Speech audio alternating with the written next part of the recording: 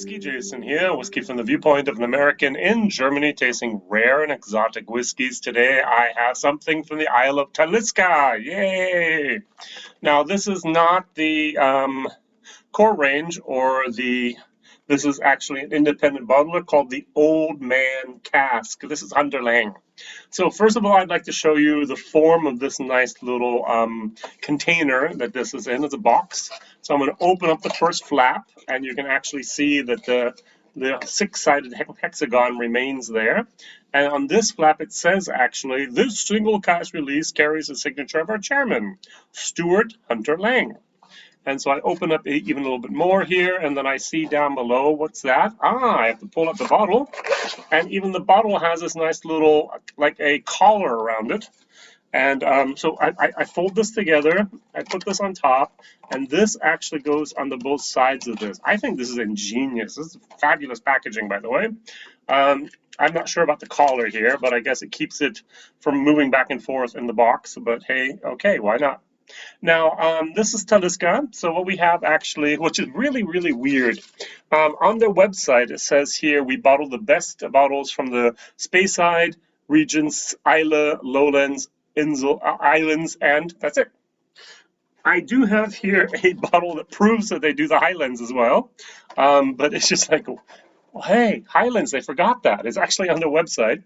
If they would have only have written Highlands, I would understand, because Speyside is a region or a part of Highlands, but Highlands is not part of the Speyside. So the interesting thing about the Old Man Cask is there's a committee, and they taste the different barrels, and they pick these casks out, and they always bottle them at 50%. Not 46, not 48, not 52, 50%. Boom. It doesn't matter if it tastes better at 46. It doesn't matter if it would have tasted better at 55. 50%. Boom. They're always non-chilled and also natural color. Now this, on top of just being an independent bottler named the Old Man Cask from Hunter Laing, this is a Whisky.de exclusive. So for all those in the States, this is a store pick. Now it's an online store pick, but it's a store pick. And so Horst Lüning and maybe his son and maybe someone else then from the company actually said, hey, this cask we want. And this cask had 819 bottles in it at 50%. This was a sherry butt. This is from Ben Nevis, which I'm going to review next. This was also from sherry butt. This is also from 2011, 2020 bottled, everything else exactly the same, and they only received 539 bottles from that. So it was over 130 bottles less, sorry, 230 bottles less in this cask than in that cask, and by a price of between 70 euros for this and 100 euros for that. 200 bottles, yes or no, is a lot of profit margin if you're buying a cask that way. All right, so what I'm going to do is I'm going to compare this. As most of you know, I love comparing things, and I just decided to take a different Talisker. A Talisker here that you might know, Port Ree. I know it's spelled differently, but it's R-E-E, actually how it's pronounced, Port Ree. And this is finished in port casks. Yes, this was a sherry cask. Yes, this is a port cask. I'm sorry, I couldn't get anything closer to it. And I just wanted to try this because I haven't had this for a while, to be very, very honest. All right, so making a little bit of room here. Good. Yeah, over here in Germany, this is an unbelievable 42 euros 90. So this is less than $50. This, as I said, is $100. This is $98.90. Now you're paying about a 30% premium for the name Talisker. As I mentioned before, the Ben Nevis, which is also a very premium product, which you don't get very, very many barrels from, actually, is also not cheap, but the Talisker is much, much cheaper, or much more expensive. So this costs actually twice as much as this does. Does it taste twice as good? Question of the day. All right, so this is Whiskey Base 174575, and this actually has a cask number, HL for Hunter Laing, and it's 17930. All right, so distilled in July of 2011 and bottled in September 2020. I like the nose. Oops. I like the nose. I haven't poured any of my Port Ree. Let's do this so we make sure that we have a good comparison. Yes, it's poured, but still, why not? All right, so I get a beautiful sweetness And first of all, I thought the sweetness was barley sweetness, but it's actually the sherry sweetness that comes through. Yes, there's a certain amount of smoke, a certain amount of peat that comes through. It's a campfire type of peat.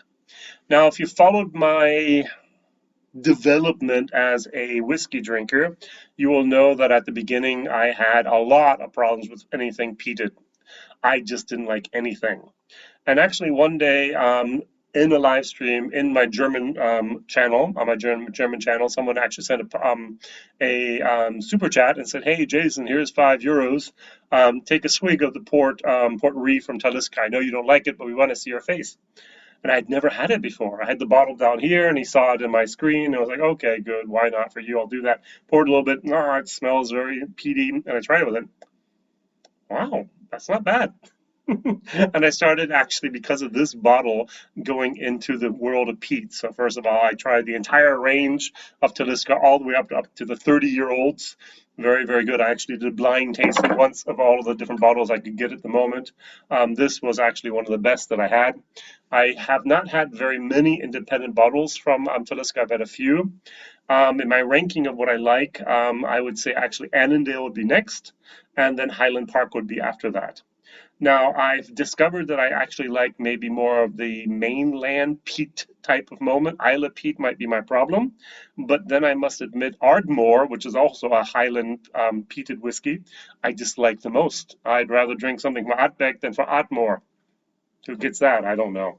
All right, so enough talking about my personal development there. This is a good one. I told my friends in Germany now in my German video, buy. I know it's €100. Share the bottle with someone else. Buy this bottle. This is a real keeper. Really, really good one. Not many independent bottled Taliskers out there that I would say that to. Yes, the 8-year-old cask strength with special releases weren't bad, and so on and so on.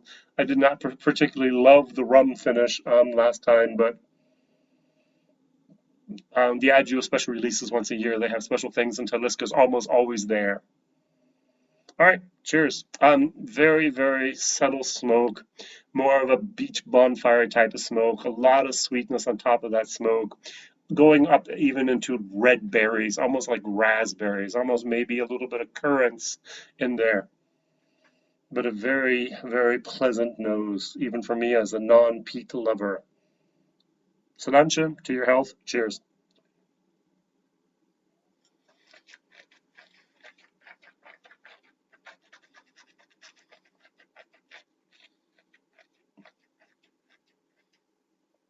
There's some nice little transitions in there. At the first, you could get a nice little malt sweetness. Then the peat kicks in a little bit. There's a little bit of alcohol. The 50% here is actually perfect, I think. And then you get a nice, nice, beautiful combination of the peatiness together with that sherry moment. For me, it's more of an Oloroso sherry. It doesn't have that typical Pedro Jimenez PX. It doesn't have a fino or a palo catado or anything like that. It has more of an Oloroso sweetness here. Very, very well done. Excellent whiskey, especially when you consider it's 9 years old. That's not very old, but if you have the right casks, you can do a lot of good stuff with them, at least in my personal opinion. 4 years, 3 years, probably not. 8 years, 9 years, 10 years, yeah. You're doing that right with the maturation. You can get some really, really nice stuff out there. A very good whiskey. This is going for a B, solid B. My German video, I gave it a B minus, and then at the end I said, nah, it's a B. Just because also the aftertaste, it just really just rings with you. It's very, very good. It actually gets better if you add a tiny little bit of water, not much, maybe 3 drops, and it opens up a little bit more of those alcohol soluble components here. It gets a little bit sweeter and it gets a little bit smokier, actually. Not peaty, but it's smokier.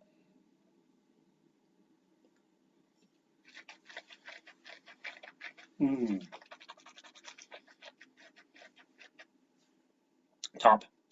I'm very afraid, I'm very sad to say That the 30% premium price you pay for Talisker for the name is something we'll have to just live with, unfortunately. If this was priced at like 70 euros, I would have actually given it a C, maybe even C+. This is a €100 bottle. Even though it is delicious, that's a lot of money to put on the table for a whiskey. And therefore, I'm going to give it a D+, a C minus minus, D++. My ranking schedule is, this is actually, why haven't you bought this? The A, buy it, is the B. C is then you can buy it if you want to. D, you don't need to buy it. And F, why was it even made? And I judge this solely on the taste, first of all. So the taste was a, hey, buy it.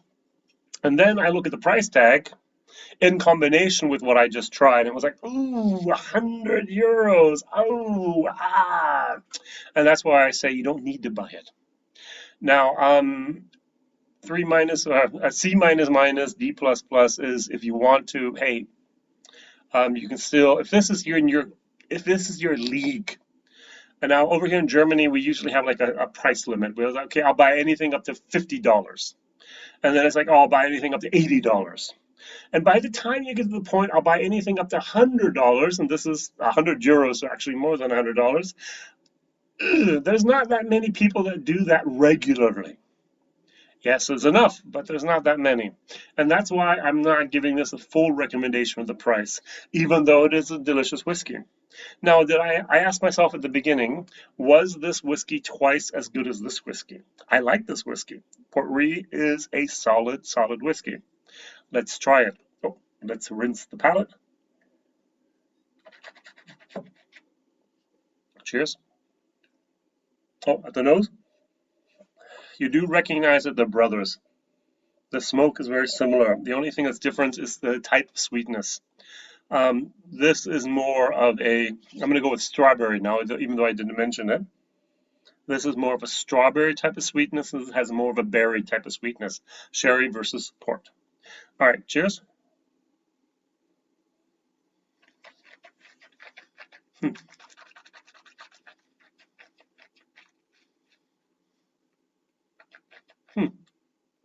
The very first thing that I notice is in comparison to this actually seems young. This actually seems edges. This is a finely tuned machine, and this is like running on 4 out of 6 cylinders. Even in towards the end with the aftertaste, nothing compared to this. It's weak. It's not uniform. The smoke takes over a little bit and has a little bit of a stale moment. Yes, the bottle's almost done, but the bottle's maybe 6 months old. This is one of my best-selling whiskeys on my sample list, and people buy a lot of this, and I go through a couple bottles a year. This over here I just opened today, brand new, not even, as we say, the neck pour here, very, very, very well done. And this just seems flatter compared to this. This just seems the alcohol sharper, more aggressive. This is actually double the tasting experience for me compared to the Port Ree, and I like the Port Ree. And so maybe I do need to give a C for the value for money, even though it's so expensive. All right, WhiskyJason here, whiskey from the viewpoint of an American in Germany. My question of the day is, have you had anything from a single cask bottling from the old Malt Cask? Or do you have anything you like from Hunter Laing? And last but not least, do you have any special independent bottlings from Talisker that you can recommend? All the best. Thank you very much. See you soon, WhiskyJason. Please share this video. Please tell others. And thank you very much for watching. Bye-bye.